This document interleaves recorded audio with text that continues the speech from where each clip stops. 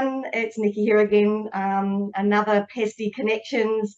This is a little bit more exciting today because I've headed over to the United States and I've got with me Bobbie Terry and I've got Lisa Botts, who are heavily involved in Women in Pest Control over there, and this is why I've got them on board. So I want to know more about what they do over there, but before I do, just quickly, I'll start with you, Bobbie. What do you do? You've got your own business. Whereabouts are you located over in the United States? I'm in Austin, Texas, and that's the capital of Texas, and it's an awesome city. Yeah, we love it here in Austin. You're a Bug Lady? Is that the name of your business? I named my company the Bug Lady because everybody called me the Bug Lady, so I figured I might as well call my company the Bug Lady. They're gonna call me that anyhow. So. Yeah. How did you get into pest control? Was it just, most of us are, either born into it or we fall into it. It's not something that we grow up wanting to get involved in.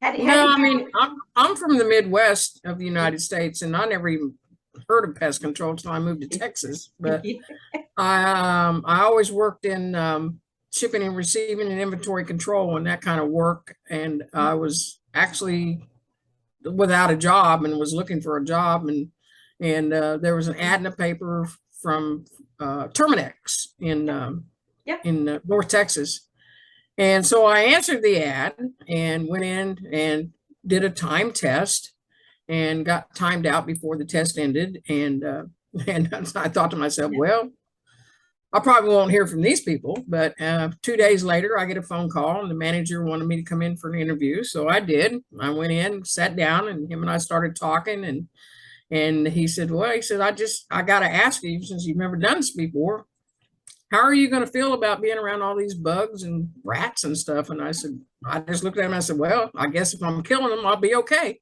Yeah. And he laughed and I laughed, and he said, yeah, well, that's about what's going to happen. And I said, well, let me ask you something. I said, I'm surprised you even called me for the interview. And he said, I didn't even finish your test. And he said, well, to be honest with you, you got farther on that test than anybody ever did. And I said, well, I guess it's meant to be then, isn't it? And he hired me. And I love how he goes, how do you feel about working with bugs and, it's creepy crawlies, not about how you're going to go working with the blokes. That wasn't even an issue. It was just how you're going to go with working with the bugs. And when was that, Bobbie? How long ago was that? That was back in 1994. So you've been doing it for a while. Yeah, you've been around for a while, which we'll talk about that soon. And I'm going to quickly jump over to Lisa, and I want to know a bit more about you, Lisa. So are you based in Texas as well? Are you? Yes, I'm based in Houston. It's about 3 hours away from Bobbie. It's a big international city. Our biggest problem out here, of course, is bed bugs. They're everywhere because we have an international airport. And I started my company in 2017, but I've been doing it since 2009. Okay, yeah. And the name of your company is? Peacock Pest Prevention. I named it that because I peacock about being a woman in this industry. I'm very proud of it. I love it. So that's why I picked the name. Yeah, I absolutely love it. So how did you two girls meet? How did you, was it through, we're gonna start talking about women in pest control. So I'm assuming that's how you girls met, or did you know each other before that started?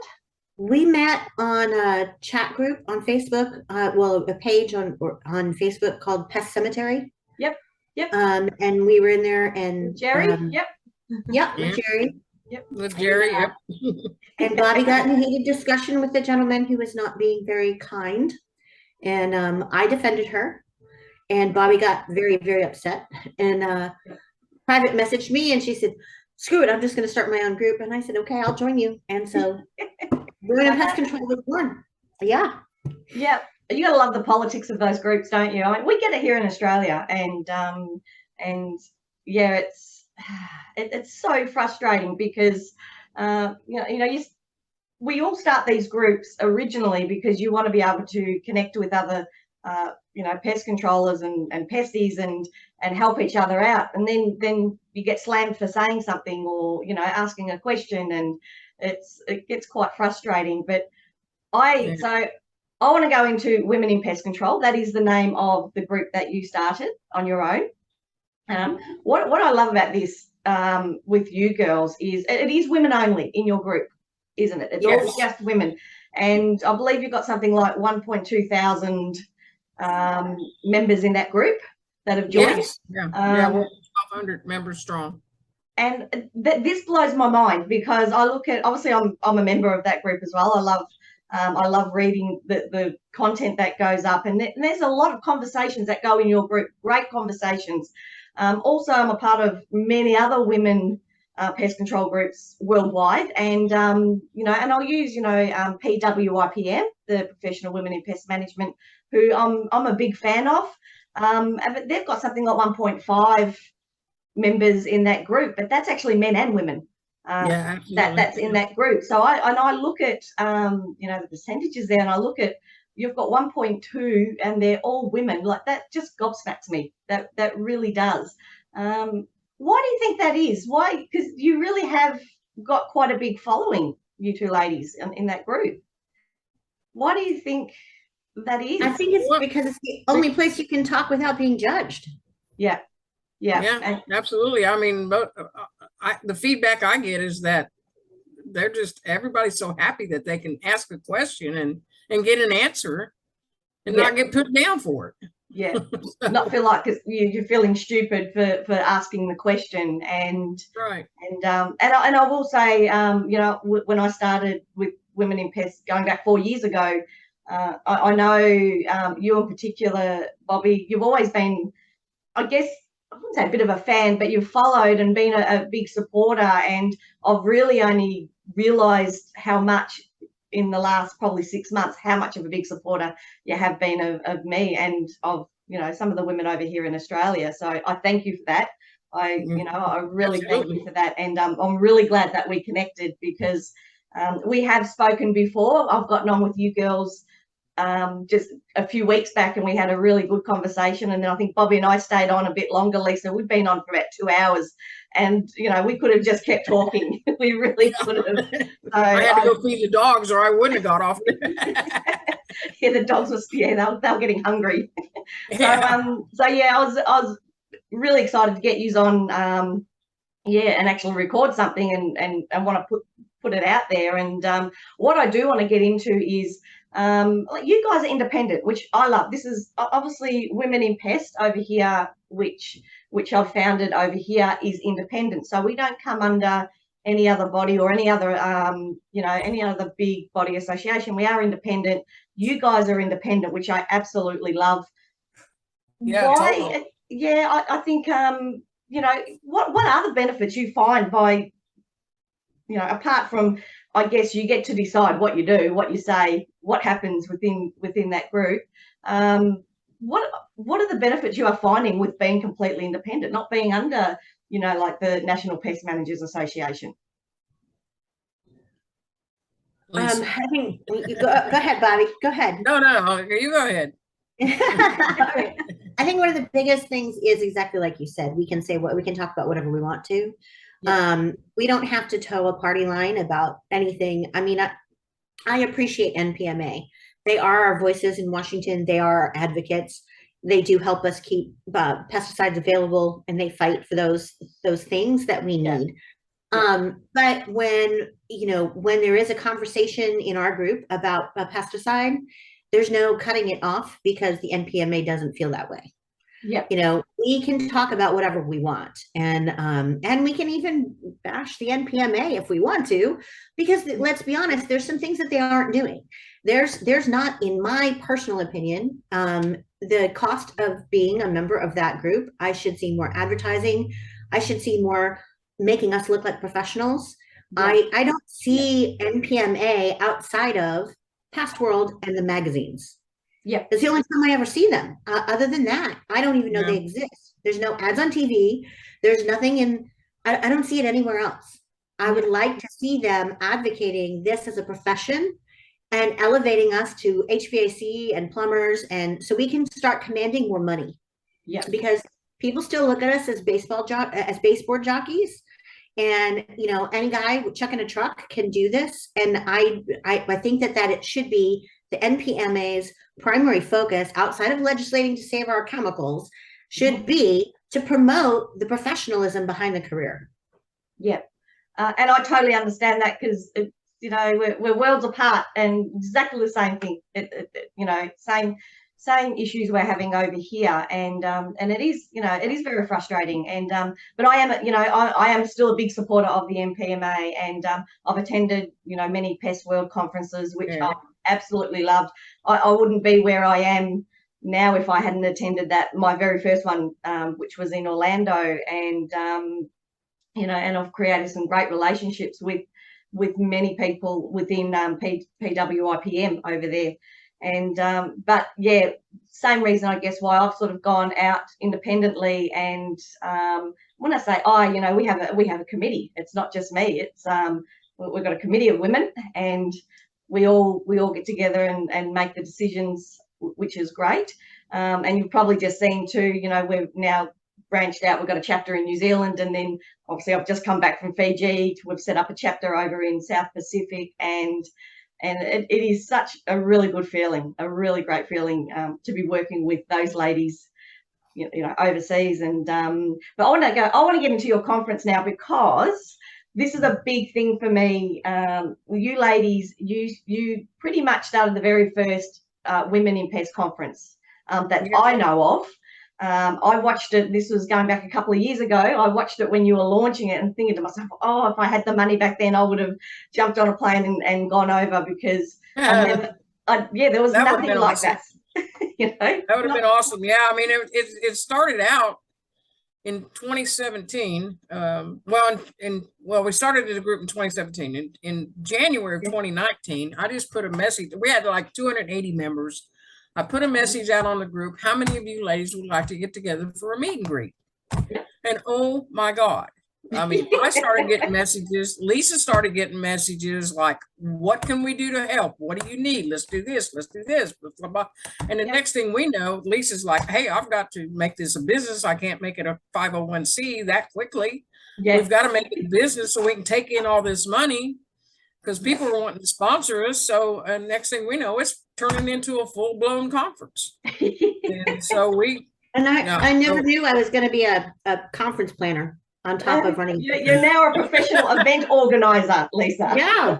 I change industries. I can put that beside my name too. So I told Lisa, I said, I don't care where the rest of them are. I said, but the first one's got to be right here in Austin, Texas. It's got to be. So I started looking for a venue, and I've got the Marriott, Hilton. What was it? The Hilton, I think it was. I think it was a Hilton Garden Inn. Yeah, it was a Hilton Garden Inn. Hilton Garden Inn by Marriott, but they didn't have a requirement that you had to buy so much food. You know, from them. I actually asked them if I could bring in my own caterer, and they said, yeah, but I had to pay an extra $250. Which wasn't the problem, because I still saved money. Absolutely. So I got a caterer to cater barbecue, which is big in Texas, of course. Yeah. And here in Aussie too. for $10 a plate. Okay. Okay. Wow. Yep. So I got the caterer for $1,000. And then they gave me a deal on the rooms, because we did it in August, because they don't have meetings in August, and they said that'd be the cheapest time to do it. So I got a really good deal on the rooms for the ladies and the conference rooms for us. They made it affordable, and that's a big thing, making it affordable for the ladies to actually attend, because you know, it's not cheap to attend big conferences like Pest World. That is not cheap, and a lot of small businesses can't afford to attend those big conferences. And we only charge $20 for registration. The first time we charged $20 for registration. The second year we charged $100. This year we charged $200, but it was also, it went from a 1-day conference to a 2-day conference. But the big goal is to always have it affordable to the people who want to attend. Which is a challenge, because, you know, the bigger the group gets, the bigger the event gets, the larger space we need, and the larger hotels with big conference areas and have all kinds of, you know, catering contracts, and you have to have this much in room nights and this much in this and this much in that. And so the expense can get out of hand very, very quickly, Yeah. which is why our third one, we were shooting for Vegas because we did the first one in Austin, the second one in Houston, easy on Bobbie, easy on me. And then we were shooting for Vegas because historically Vegas had pretty inexpensive air flights. Yeah. Anywhere in the country. Historically. Because everybody's going to go gamble. So Right. they get you there for free, or as close to it as they can. But post-COVID, those rates were not. I mean, No. it was really expensive to fly there. Crazy. So we wound up having to stay in Houston again. Yeah. Just because our backup to Vegas was Nashville, and Nashville has become the it destination. And now there's no rooms available there. We couldn't get a reasonable room rate. That was the other big thing. We wanted the ladies who attended to be able to have reasonable room rates. And in Nashville, $280 a night is reasonable.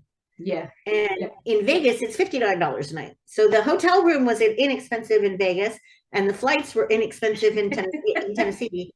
So we just kept it in Houston. And you find too, like, I think when the first one is so successful, because I want to thank you ladies, by the way, because you've created a lot of work for me, because I seen what you girls were doing.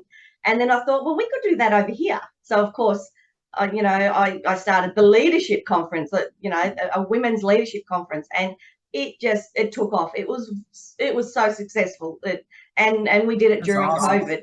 But what I have found, and you probably ladies are finding too, because the first one is so successful, you got to bring the standard up. Like, you think, well, what are we going to do now to make it a little bit better than the last one? Because people are expecting so much. And so I'm now under pressure because as we speak, we're organising our leadership conference for next year. And boy, oh boy, am I under pressure, because I need to get those good speakers in. I need to, it needs to be better than last year, because, the expectations is quite high. And same problems we're having here. It's when we first had our very first one last year, we got it so cheap because it was during COVID. And keynote speakers, they weren't able to travel, around the world. I was able to get, world keynote speakers in who normally charge $10,000 plus.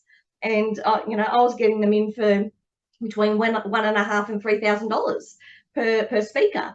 And that's a big drop in price. It's a huge drop. Where now everyone's traveling again.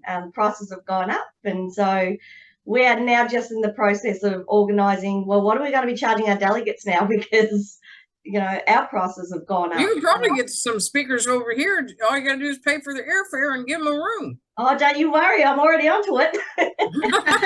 I'm already onto that. I've spoken to a number of international speakers, and I bet Janet Hurley would love to do that. Who is it? Janet Hurley with A&M.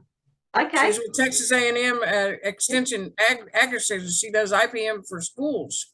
Okay, yeah. Freaking awesome. I'll get her details. So we've locked in pretty much most of our speakers, but I've still got some slots left. And so thank you very much, ladies. My life is so busy now because of you. And, well, you're very welcome. I mean, anytime we can help, But I did see it because you got such big coverage on that very first one. Like, it did go into, I think it was the PCT magazine, which I seen online, and that's what, drew me to it. And it was actually PMP magazine, and you can get them to cover too. What we did was Lisa got them we gave them a booth. Yep. And what else was it? Just a booth? And they had a booth and entrance to the conference for two representatives. And in return, they gave us 3 months worth of advertising prior to the conference.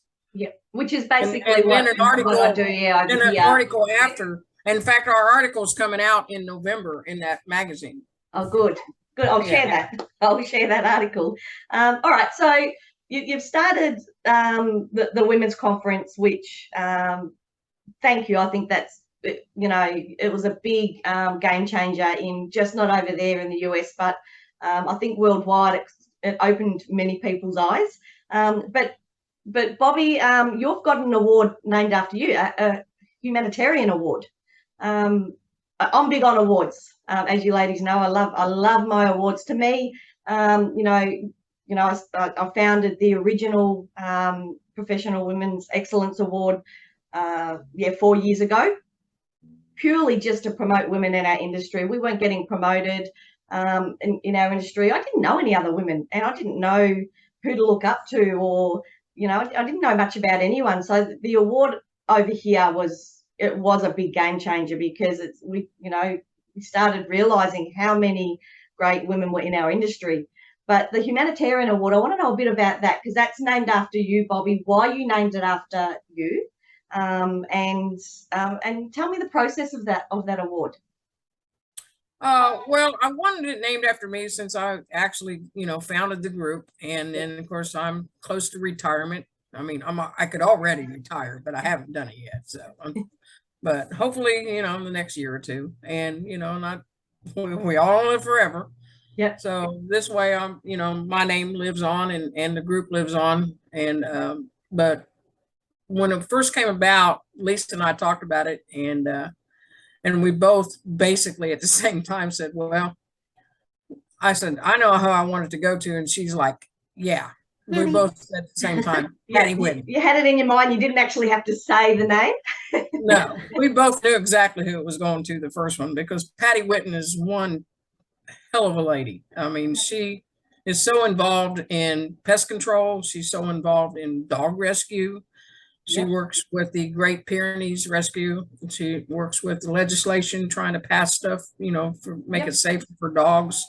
And now I just found out that she's going to be involved in the San Antonio Pest Control Association. So I don't know how the lady has time for anything, but she surely deserved this first award. Yeah. Which we gave last year. And then the second one we gave to a lady who is retired from the business, but has been in the business many, many years.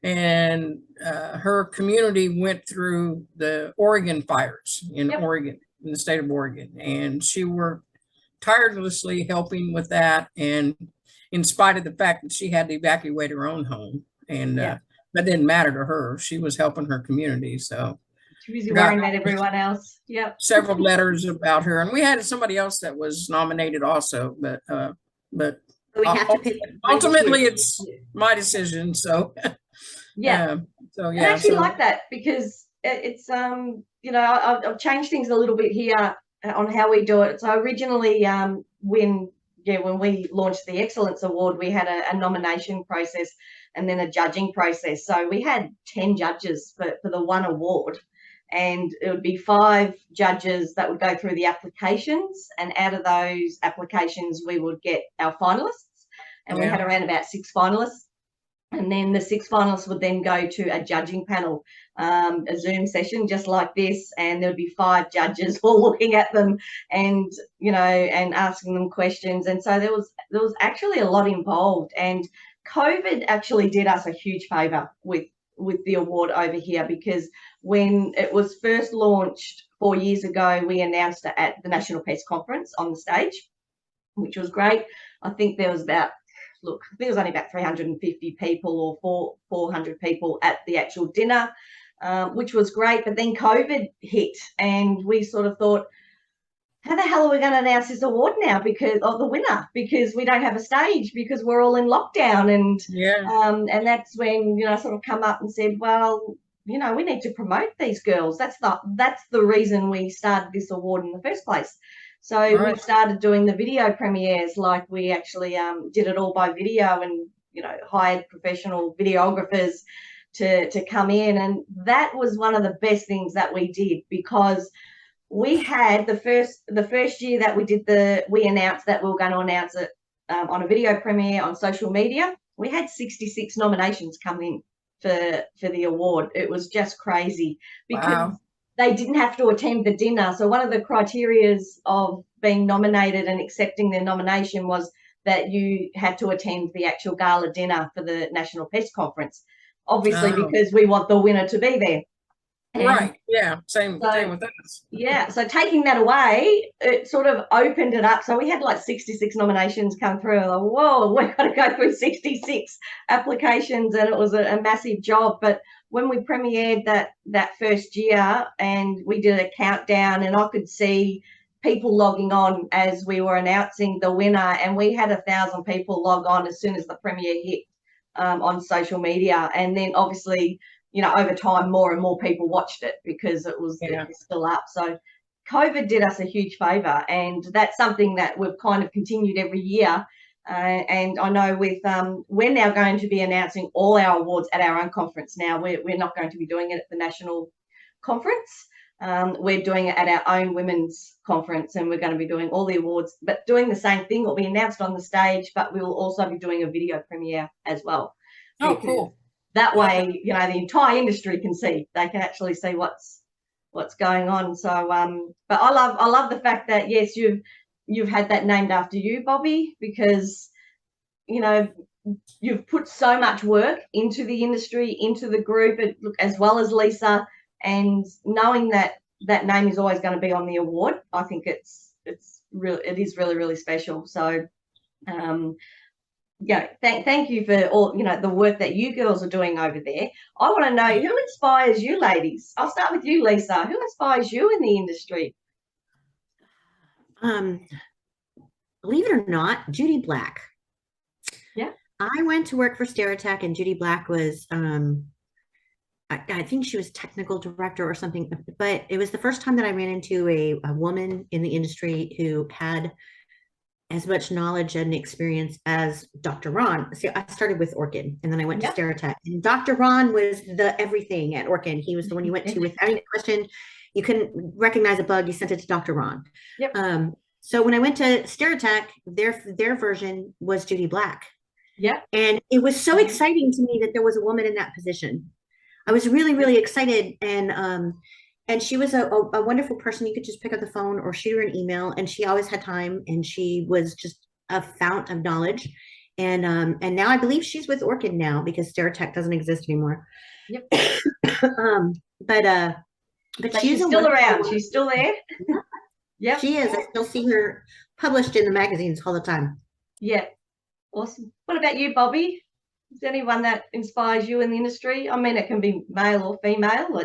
Oh, absolutely. I mean, not in the beginning. I mean, I just, you know, started out with Terminex, worked for them for a couple of years, and there was a gentleman that trained me with Terminex, and then he ended up going to Orkin, and I ended up going to Orkin, and at Orkin, I mean, I want, and Lisa did too, I'm sure. We won all kinds of awards at Orkin. And in Orkin, you get certificates and you get little plaques, and they have their own internal probably awards. the only company that I've ever worked for that really ever recognized anybody, but they didn't have a choice because the numbers showed everything, you know. Yeah.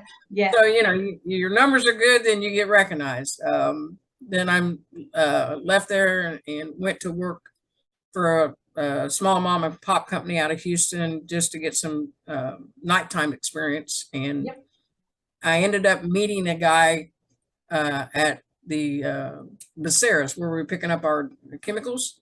Yep. And just a really cool guy, and his name was Mari Fuquay. And he worked for Holders Pest Control out of Houston, which was owned by, and I'm sure you've heard of this company, Copasan. I haven't, but I'll look it up now. I will look it up. Copasan is a big company and big, huge national company. And what they actually did was they actually owned 2 pest control companies. Yep.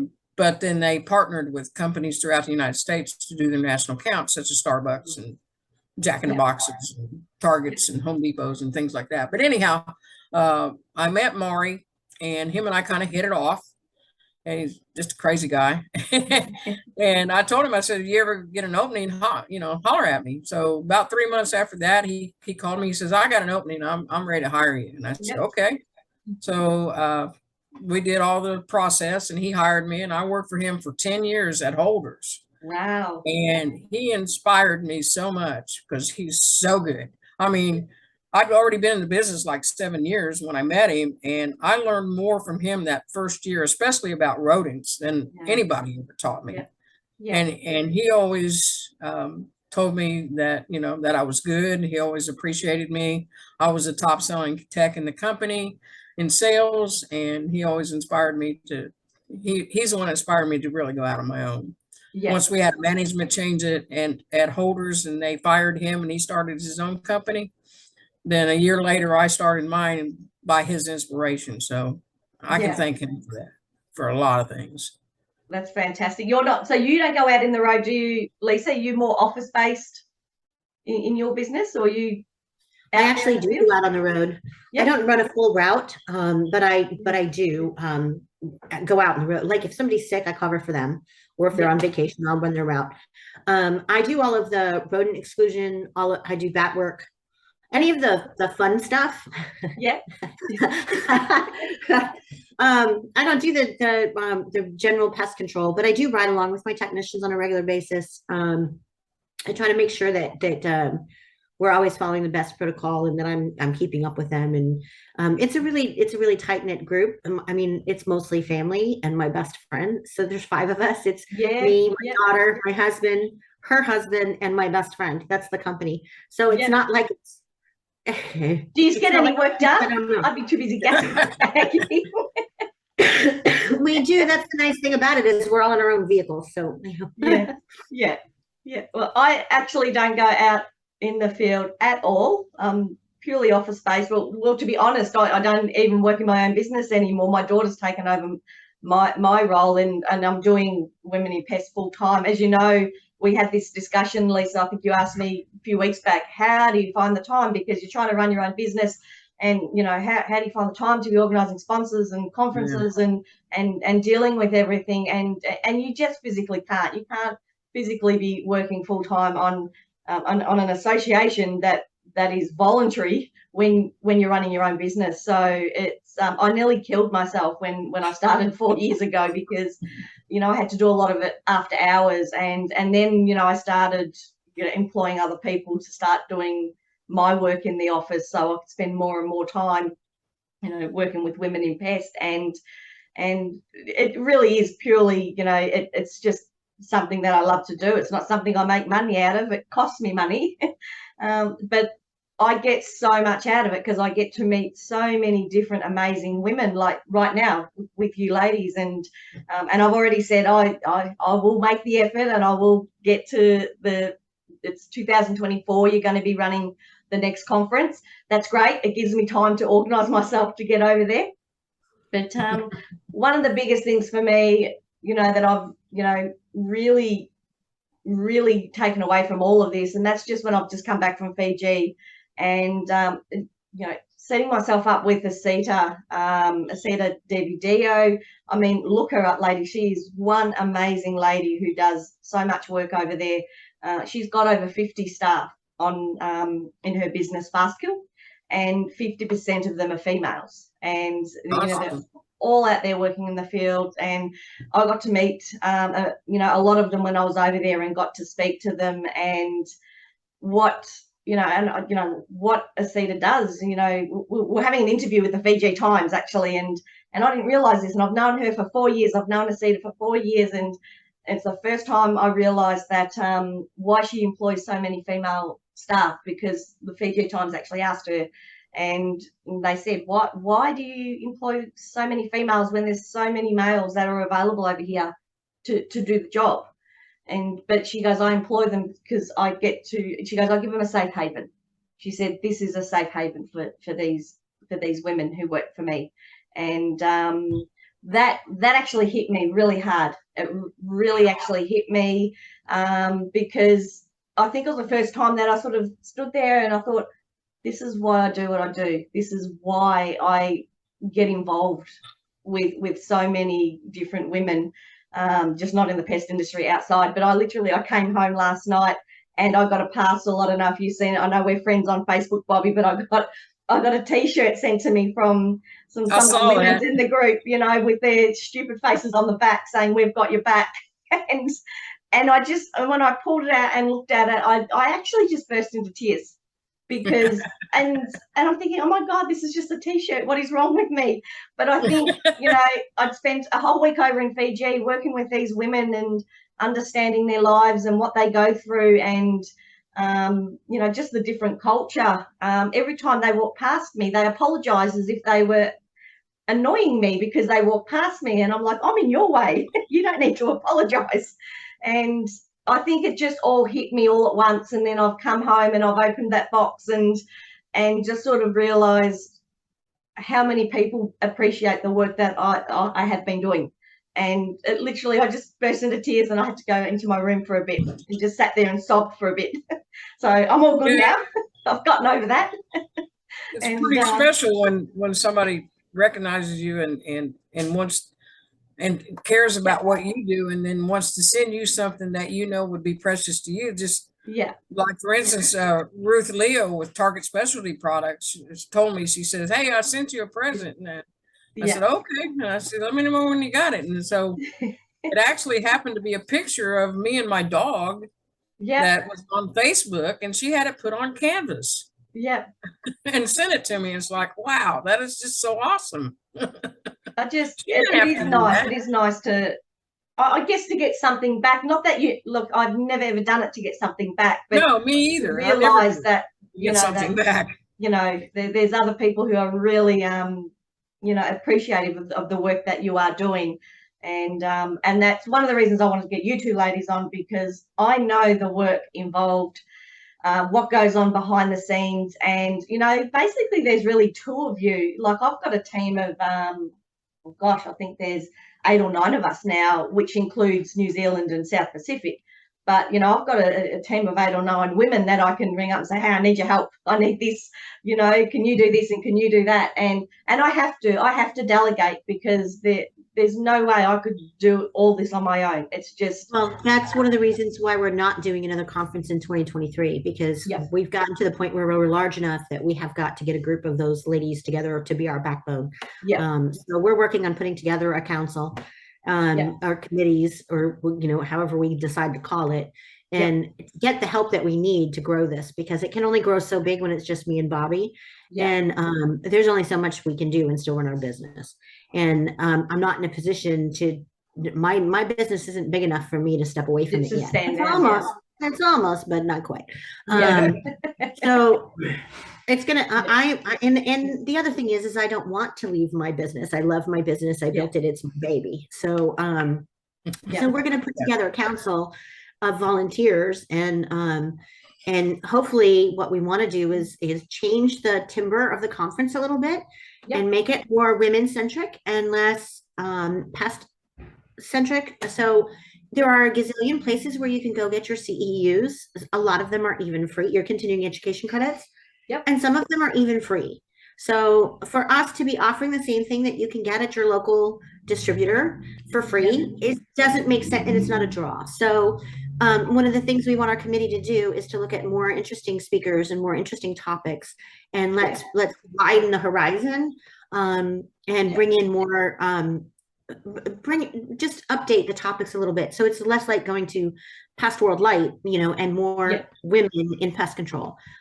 Historically, the biggest problem we have is finding the line between letting men in and not.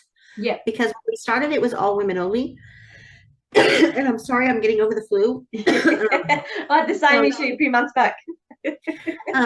So when I talk a lot, it starts the cough happening. But the biggest problem we're having is finding the line between where do we let men in and where do we keep them out. We let some men in as speakers this year, and we had pushback from our attendees. But when we keep the men out as vendors, we get pushback from our vendors. So there's a balance that needs to be made. And I think that having a council and having more women involved in the decision-making process makes that decision-making a lot more fair. It's not just me and Bobbie's opinion anymore. It's what the women in the group want. And so that's where I think we're leading this towards, you know, towards growth. And it definitely does, you know, it does help having, you know, I find with me, I actually don't like making the decisions, because I think if I make the wrong decision, it all falls back on me. So, you know, I can put ideas out there, and I tell them why I think it's going to work. And look, because the girls trust me so much, a lot of the time they go, yes, we will go with whatever you're saying. But then I deliberately choose people who've come onto our committee that have different opinions, because I don't want everyone to agree with what I say. I want different ideas, and I want people to put their hand up and go, I think it's a great idea, but I think there's a better way of doing that, or we should do this. And that's what I do love about my committee. They're all quite strong, and they will put their hand up and not always agree with what I say. And I actually do like that, because I then sit back and go, actually, what they're saying is, I kind of get that. But at the time when I was thinking about doing this, it sounded like a great idea. But we have the same issue. Look, I actually do have some male speakers at our conference, and the women love it. I try and put it in a way where I go, you know, our biggest supporters are men in the industry. It's mainly our husbands and, you know, our employers, and that a lot of them are male, and they're the ones that are supporting us women in the background. But no men are allowed in the actual conference. But I do have, you know, men speakers that come in, and well, that's kind of what we're leaning toward, yeah. and then maybe letting some men vendors come in, of course, and then there's that's got to be, you know, structural, that you know, things they can and can't do, but that goes for anybody. I mean, we actually had a problem with a woman on the first year, so that was a vendor, and that was inappropriate. But, there's always something that goes wrong. And that's one of the things, you know, what the council's got to talk about, making this a little more, it's a little less, hey, let's have a meet and greet, and a little more professional now. Yes. And so where's our contract? Where's our lines? Where's our codes of conduct for the people who are attending, the code of conduct for the people who are vending, the code of conduct for our sponsors? Because once they're on site, there's a certain level of professionalism we need people to maintain. Especially if they're representing. And so the ability to remove them has got to be in there. And in the past, when we had an issue, we didn't have the ability to remove them. Yes. Yeah. And so we've got to make sure that you know, that going forward, it needs to be much more professional and much less thrown together, which is why that committee is so important, is to help grow it the right way. I think it's going to make a huge difference for us. I do too. Absolutely. Well, if we can be of any help over this end, I know we'll be keeping in touch anyway. You know, Bobbie and I have said, like, we feel like we're friends. We've never met face to face yet, but so I can't wait to get over there. And I do hope you girls will take me out on the road, because I would love to see what you ladies do. And I do get my hands dirty every now and then. I did have to get dirty and go under a subfloor in Fiji. That just about killed me, but I did it, and only because everyone over here wanted to see it, and I thought, oh, all right, I'll do it. But I would love to connect with you girls over there, outside of the conference as well, and see what you girls do in your business. And definitely, you know, obviously us being quite independent, you girls are independent. I think that, you know, we can really help each other out, and if we can be of any help, give us a hoy. Like, I've got heaps of time apparently. Oh yeah, right. Don't we all? Yeah. Well, I want to thank you, ladies. I mean, we could stay on here all morning, but I know that well, I've got to work for the rest of the day. You girls will be getting ready to go for getting dinner and going to bed soon, probably. And I want to thank you both sincerely. It's been really, really good, and giving up your time, jumping on here, and we'll keep in contact. And well, thank you for supporting us and reaching out and interviewing us and being who you are, because you're awesome. Thank you. I think the same with you girls. I'm intimidated by you ladies. I think I'm getting nervous jumping on with you. No. Never let anybody intimidate you. Never let anybody intimidate you. You put your pants on the same way we do, babe. One leg at a time. I'll let you on a secret, you know, because I've just got out of bed. I've actually got my shorts on underneath this. So I'm a professional from here up. But at least I've been sick all week. I'm in a hoodie and pajama pants. Come on. Well, I just got home, so I'm still in uniform. I quite often, you know, if I'm working from home, I have my pajama pants on, but I've got this on up the top. No one knows anything. Thank you very much, ladies. And I can't wait to keep in contact with you and see where you go from here. Sounds good.